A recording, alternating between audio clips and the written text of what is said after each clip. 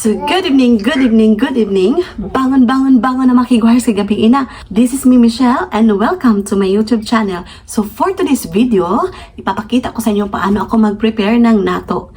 Alam nyo ba, one of the best traditional food dito sa Japan ang natto. Ayan, ipapakita ko sa inyo kung paano ako mag-prepare ng natto, mga kiguahers. Nag-request siya mga kiguaher na gusto niyang kumain ng natto kasi nagutom siya. So, share ko lang. So, without further ado, let's begin. So, ngayon is gagawa ako ng pagkain ng asawa ko. Ayan, ito. So, itong fermented beans or natto dito sa Japan, okay? So, ito yung packaging ng natto na we always use dito sa Japan. So, ito yun. So, dalawa yung gagawin ko. Ayan. So, open natin. So, ito yung inside. May tamago sauce na sila or egg. Tapos, ito na yung cover. Tapos, ito yung fermented beans. So, open natin. So, ayan. Super sticky siya mga kiguahers. Ayan. So, ganito mo lang. Ito na yung fermented na natto or beans. So, ilagay natin sa bowl.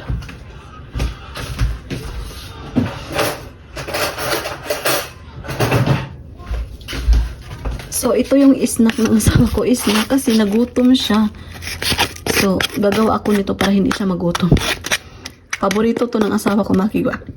Paborito to ng asawa ko, mga kigwahers. Tapos ako, paborito ko to. Sobrang sarap.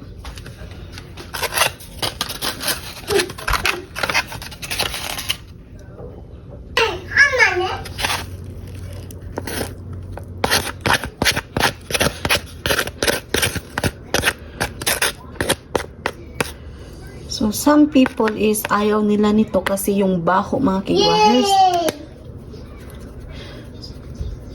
Super strong yung baho nito, mga kigwahers. Grabe. Pero yung lasa, yung sarap, grabe din. Kabaliktaran sa amoy.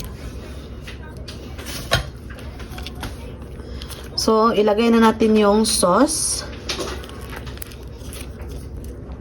Ayan.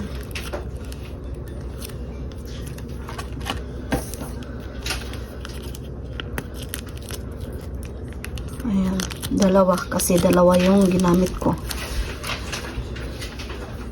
Ito yung natto. Sasaguran ko ng another egg kasi ito yung paborito ng asawa ko. With a twist yung pagkain ng asawa ko, mga kigwahers. Ayan.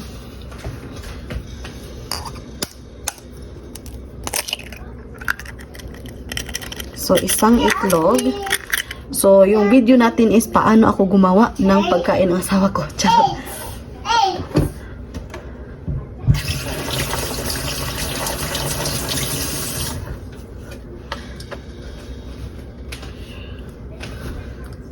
So, how I prepare natto with a twist. Charot. With a twist. Tapos, maglagay ako ng 1 teaspoon ng soy sauce. Ayan. Tapos, maglagay ako ng onion na dahon. Onion leaf. So, ikakat ko lang to.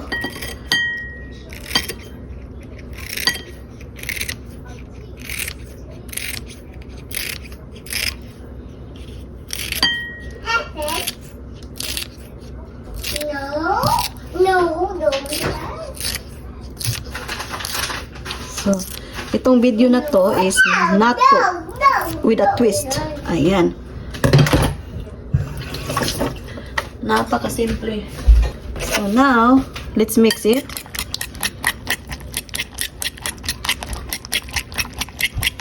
Until mag-even yung mixture niya. Tapos yung natto mag-mix together with the egg and the sauce.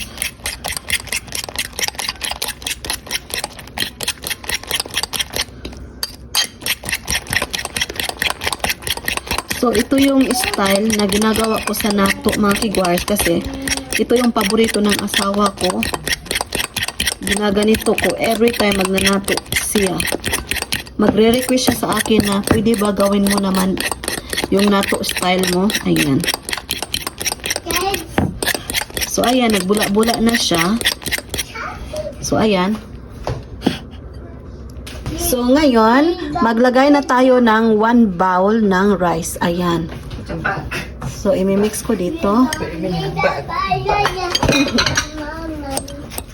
And then, mix lang.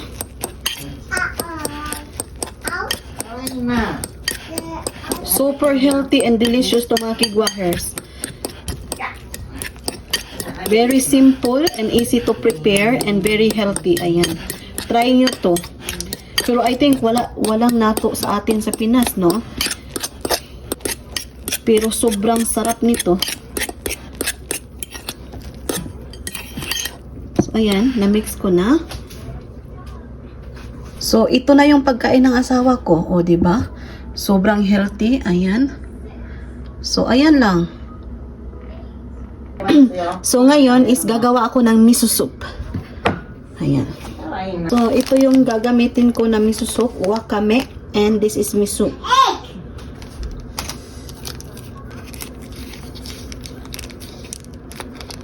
Ayan. So, ito yung miso. Miso is made of beans, mga kigwahers din. So, ayan. Ilagay na natin yung wakame. Ayan. Super healthy ito, mga kigwahers.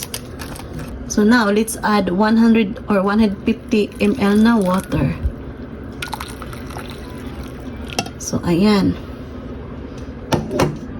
And mix.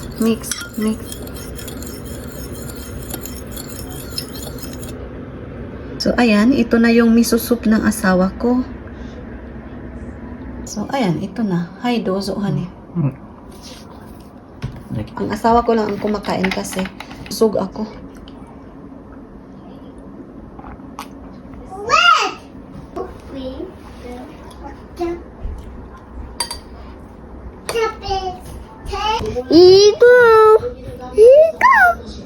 Честненько. Понятно.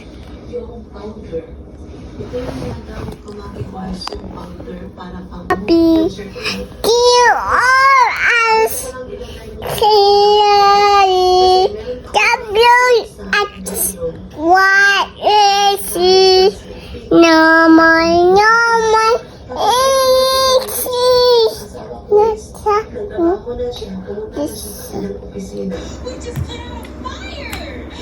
Pop.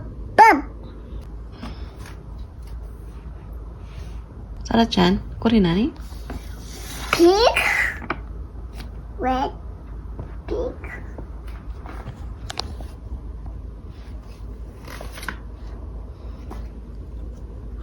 Pig eyes. 1, 2, 3, 4. Eyes. Churches. Ohashi. She's so yummy. Yeah. Me.